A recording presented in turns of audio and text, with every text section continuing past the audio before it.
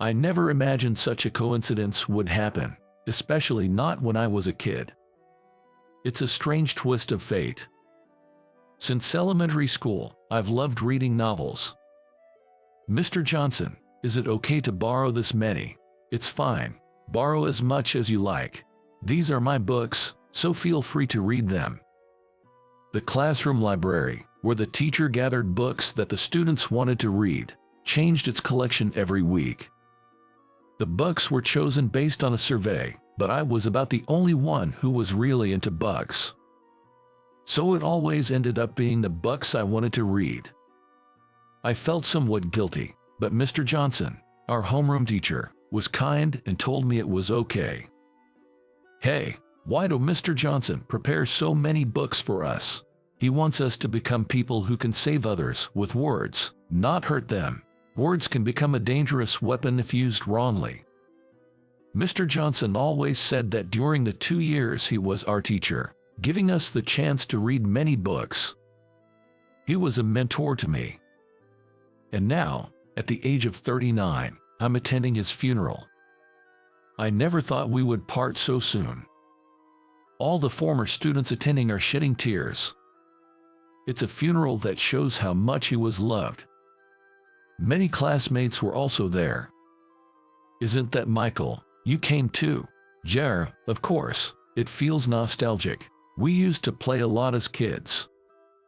The person who spoke to me was a good friend from back then, and it was the first time we met since graduation. Not just him. I hadn't met any of my classmates since then, so seeing their familiar faces made me feel nostalgic. Then, I was called out in a deep voice. Hey, Michael. It's me, Tom Clark. Long time no see. His voice had changed, and I didn't recognize him at first, but as soon as I turned around and saw his face, memories came flooding back. I remembered how he embarrassed me in front of everyone and blamed his misdeeds on me. He had bullied me quite a bit. As I struggled to find words, he snorted, laughed at me, and clapped me roughly on the shoulder. Been doing well. You went to that smart middle school, so we never had a chance to meet. That was his way of being sarcastically rude. He hasn't changed in the way he has always looked down on people. Tom went to a prestigious school everyone knew, and I went to a middle school with a lower academic standard. I had taken the entrance exams because of my parents' wishes, but my academic abilities couldn't keep up, so that was the only choice I had. How were your 3 years in the middle school? Did you enjoy them? As I struggled to answer, Tom had a smug smile on his face. Just as I was wondering how to escape the situation, Kevin, who had been the class president, raised his voice. Everyone, if you're free after today, how about we hold a memorial for Mr. Johnson? Since we've all gathered, it could also be a reunion. Let's talk about him. I'm sure he'd be happy about it from up there. Everyone agreed with Kevin's suggestion, and those who could make it decided to go to a bar. I had some time after, and it had been a while since I saw everyone, so of course, I decided to go too. The only thing bothering me is Tom. I don't want to be harassed like in the old days, even now as an adult. With these worries, I changed out of my funeral clothes and joined about 15 people at a bar. Been doing okay. What have you been up to lately? I've been working hard at the factory. I just changed jobs recently. It wasn't just me meeting everyone after a long time. As we all caught up, asking about each other, it somehow became my turn. You're fine, Michael. As I opened my mouth to speak about my current life, Tom spoke first. No need to force yourself to talk about your daily life. He said it with a deliberately kind face. He doesn't know anything about my life. Michael has been struggling in life. It's sad to make a classmate you haven't seen in a long time talk about that, right? Indeed, my attire today was an old t-shirt and shorts, hastily changed from my funeral attire, so it was a bit wrinkled. With Tom's presumptuous tone and my less than pristine clothes, they probably thought I was really struggling. The other friends didn't try to ask about my current situation. Tom has always been like this. He's good at making a nice face to those with power or popularity. Plus, he's eloquent, smart, and athletic, so he's strangely persuasive. He could say anything about me, true or not, and people would believe him. As I felt a wave of sympathy from those around me, the atmosphere turned somber. Kevin, trying to be considerate, changed the topic. How have you been lately, Tom? You have a daughter, right? Jer. She just became a high schooler, and she's about to debut as a novelist. She's getting published soon. Tom's expression brightened at that, and everyone was surprised. That's amazing. What's the book called? It's a romance novel called Your Hand. She got scouted by a publisher after I posted it online. About that book. As I tried to speak about the book, Tom let out an exaggerated sigh, cutting me off. Sorry, Michael. If it sounded like bragging, I apologize. I'm just happy for my daughter. Don't worry, I'm not asking you to buy it. It'll probably be in libraries soon. I'd be happy if you read it then. Tom's comment made it seem to everyone else like I was trying to interrupt out of jealousy. Of course, I wasn't thinking anything of the sort, but that's the image that stuck. Even when paying the bill, he made sure others could hear him. Let's all go Dutch, Michael, you're fine. I'll cover for you. Next time we meet, just listen to my stories, okay? And with that, Tom added insult to injury. Everyone paid, but in the end I didn't. I had my wallet and enough money to pay. To be looked down upon and treated so miserably at this age, it's so embarrassing, it makes me want to cry.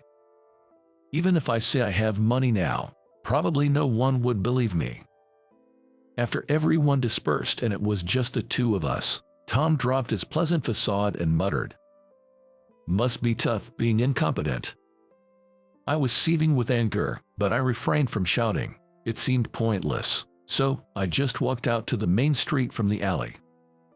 Then, Tom's wife came to pick him up, and he brightened up again. I was nearby, so I came to get you. Thanks. She was a very beautiful, cheerful woman, and they looked good together. This is my wife. She's an executive secretary. You probably never get to meet someone like that. He said in a voice quiet enough for her not to hear, then walked away without looking back. In front of everyone else, he's kind and cheerful, but around me, he's just mean. I bet none of our classmates would believe that Tom, who's on the fast track to success with a beautiful wife, could say such things. Thinking about all this, I walked home alone, feeling lonely. In my apartment, where I live by myself, I read a novel. Even as I read, the events of earlier made it hard for me to immerse myself in the book, but I managed to switch my thoughts and finished reading it. Beautifully written and with a gentle worldview, the novel is a heartwarming experience once you get into it. I don't know how many times I've been saved by novels like this. Before the emotions it stirred in me could fade, I put the book back on my shelf. Then, as usual, I sat in front of my computer and summarized my thoughts on the novel I just read. The next day, I read another novel and summarize my thoughts on that too. This was my daily routine. Then, on the weekend, I was invited to a party and attended it in a suit. Ladies and gentlemen, we are now starting the book launch party for Your Hand by Emma Clark. Sitting among the guests in the large venue filled with publishing professionals, I listened to the announcement. Next, we'll hear from Mr. Smith. As the people involved in the project took turns giving their speeches, my name was called and I went up to the stage. I'm Michael. I had the honor of writing the endnote critique and the cover comment for Your Hand. First, I want to thank editor Bob for this opportunity. As I nodded to Bob, I looked out over the audience and saw Tom's face. He looked shocked, his eyes wide and his expression incredulous. The first thing I felt when reading Your Hand was the freshness of the writing. It's something I, as an author of over 20 years, couldn't possibly express. While I did feel parts were still immature, there's a certain expression only possible due to that immaturity. It's something that will change as you grow, so please fully express what can only be enjoyed now. It's a weapon that can capture the hearts of young people, as it's true to your age. Thank you. Emma whispered, her eyes brimming with tears. I hadn't known they were father and daughter until Tom mentioned it yesterday, but the editor had told me she was an ardent fan of my novels. She started writing after reading my books. It was gratifying to know a young person enjoyed my work, and that's why I accepted the task of writing the end note and cover comment. I continued my speech. I'd like to share a bit about myself. As a kid, I loved the library my teacher, Mr. Johnson, set up. Every week, it was filled with new books. Back then, I was bullied by classmates and it was tough, but I had to go to school to read those books, so I did. I realized just recently at Mr. Johnson's funeral that he might have known about my situation and deliberately stocked my favorite books. Tom's face grew increasingly pale and he started trembling, looking down. It probably terrified of being exposed for his past actions. Dad, thank you, his daughter said, oblivious to his inner turmoil. The situation was bizarre. I wasn't the best student, but thanks to reading a lot in elementary and middle school, I won a newcomer award in my sophomore year of high school and debuted as a novelist. After debuting, I struggled with writer's block and clashed with my editor, who wanted media exposure while I preferred to remain anonymous. Despite everything, I believed that novels don't betray you and have continued writing. And one more thing, Emma is still young and beautiful, so the media will want to showcase your looks. But I believe a novelist should be famous for their words, not their face. Be a novelist whose work is recognizable from the first sentence. After finishing my speech, the room filled with applause as I bowed. As I stepped down from the stage, various people complimented my speech. What a fantastic speech. If Mr. Smith writes the cover comment, it's bound to be a bestseller. Then Emma came to greet me. Mr. Smith, thank you so much for your speech. Not at all. I've read all your books. I've admired you since I was a child, so getting your comment is like a dream come true. Your novels have saved me so many times. She seemed nervous, but earnestly conveyed her feelings. Then, Tom, her father, approached, looking around cautiously. Can we talk for a minute? I took him to a corner of the venue, away from his daughter's hearing. Could you pretend the things I've done never happened? Tom's polite tone was eerie. What things are you talking about? I knew what he was trying to say, but I wanted to hear it from Tom's own mouth. The things I've done to you all this time. I don't want to ruin my daughter's life because of my actions. Tom said this with a trembling voice, looking smaller than I had ever seen him. If that's what you think, then don't turn words into weapons. I wasn't ready to forgive him yet. Please, don't reveal what happened in the past, please. I had no intention of revealing it. Words are meant to save people, but I want an apology from you, Tom. That would be saving me with words. His daughter, still not quite understanding the situation, was watching us from a distance. Tom straightened his back and bowed deeply to me. I'm truly sorry. Hearing those words, my heart settled a little. Listen, Tom, I can easily pay for a meal. I get a good amount in royalties, and I have quite a few jobs like giving critiques. Of course, I know. Emma loves your books. We have many at home, and I've read a few myself. I never imagined that Michael was you, Mr. Smith.